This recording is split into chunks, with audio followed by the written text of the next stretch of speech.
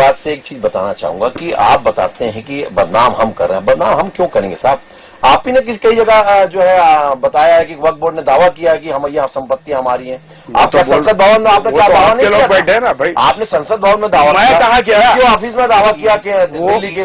उसके अलावा वहां के 123 संपत्तियों को वक्फ बोर्ड ने दावा किया था। और आपको बता दो चुपचाप 2014 में, सुन लीजिए 2014 के 5 मार्च 2014 में आचार संहिता लगने के पहले मनमोहन सिंह सरकार ने 123 संपत्तियों को चुपचाप वक्फ बोर्ड के, दिल्ली वक्फ बोर्ड के हवाले क्यों कर दिया? तो ये दिखता है कि आप किस प्रकार से तुष्टीकरण करते हैं। हम तो खुलेआम बता रहे हैं कि हम इस प्रकार से कार्य नहीं होने देंगे, जो अतिक्रमणकारी हम उसको हटाएंगे। हम बता रहे हैं कि विकास होगा, किस प्रकार से आवक होगी, ये सारी प्लानिंग के साथ है। किसने बोला कि नहीं दिया? अरे भाई साहब, अगर आप बताते हैं कौन सा अतिक्रमणकारी की बात कर रहे हैं, कोई नहीं बचने वाला। वक्फ बोर्ड बने इसीलिए है, संपत्तियों को कब्जा करा है, उसको हटा दिया। 70, 80 साल, 100 साल से कब्जा करके बैठे हैं, 250 रुपए दे रहे हैं।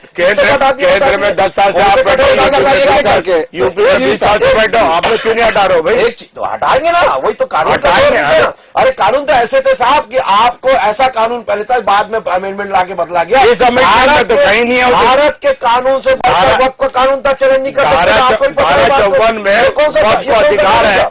तो ये अमेंडमेंट लाया जब विरोध हुआ, तब अमेंडमेंट लाया। आप ट्रिब्यूनल के बाद ट्रिब्यूनल को खत्म करने जा रहे हो? नहीं, कोई ट्रिब्यूनल को नहीं खत्म करने जा रहा। ट्रिब्यूनल माफी रहेगी, लेकिन कलेक्टर भी साथ में रहेगा। और वहां पे भी ट्रिब्यूनल में आप जानते हैं कि वहां या जज या रिटायर्ड जज ही बैठते हैं। दूसरी बात, रिटायर्ड महिला की बात कर रहे हैं, जरा बताइए आजादी के बाद से, अगर ये 1954 के बाद से बना, 1954 के बाद से कहां कौन से वक्फ बोर्ड में? आपने तो उस कानून को छुपा के रख दिया अगर आप बोलते हैं, लेकिन खुल के नहीं बताया। नेताओं को चाहिए उत्तर प्रदेश में बनाना चाहिए था, जहां भारतीय जनता पार्टी की सरकार है, क्यों नहीं बनाया? आपने क्यों नहीं बनाया? महिलाओं को लाने का शुरू भारतीय जनता पार्टी। आप यहाँ 15 साल आपका और आपने क्यों नहीं बनाया? दिखा दो कितने लोग। ये कानून अभी थोड़ी बना, पहले से बना है।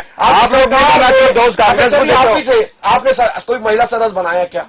मैं बनाया क्या? मैं तो बच्चे कार्यकाल के लिए आया था, मैं तो बनाते बनाते तो कहीं नहीं बनाया ना। आप क्या बनाएंगे? आपकी पूरी सूरती सरकारों अगर कहीं मैं सरकार में रहता, ये तो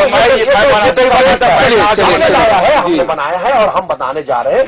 ये उपलब्ध महिलाओं को बनाओ, स्वागत है। बोरा और आगा खानी खोजाओं को भी आप लोग ने अलग कर दिया था। ये 1 लाख बांटने का काम किया था। ये हमारी सरकार है, उसको एक मंच में लाकर करने का काम किया है।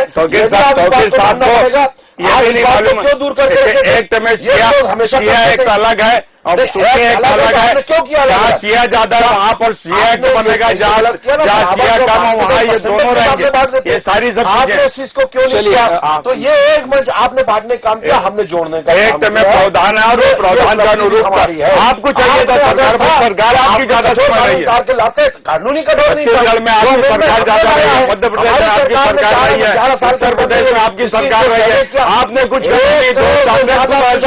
सलाम भाई, आप समझ लीजिए 1 करोड़ से ज्यादा सुझाव है। किसको माना आपने? जेपीसी कमेटी, जेपीसी आप उपयुक्त के 5 प्रस्ताव को नहीं माना है? अरे सबका माना है, आपको सलाह 14 प्रस्ताव है कि उसको मान लिया। मानेंगे आप तो विपक्ष को दुश्मन समझता है। चलिए सर्वे को खत्म करने के लिए ही आप विपक्ष को दुश्मन समझ रहे हो, विपक्ष को बात बोल रहे हो तो सुन नहीं रहे हो। कौन दुश्मन है? हमारा कोई दुश्मन नहीं। विपक्ष अगर हटा तो जेपीसी आपके नेता संसद में बैठ के झूठ बोलते हैं।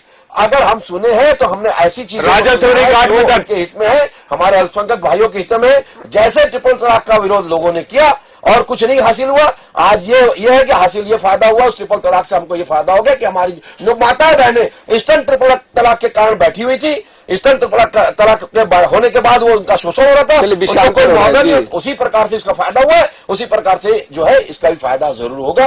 बस आपको धैर्य। चलिए मनीष जी, अब छत्तीसगढ़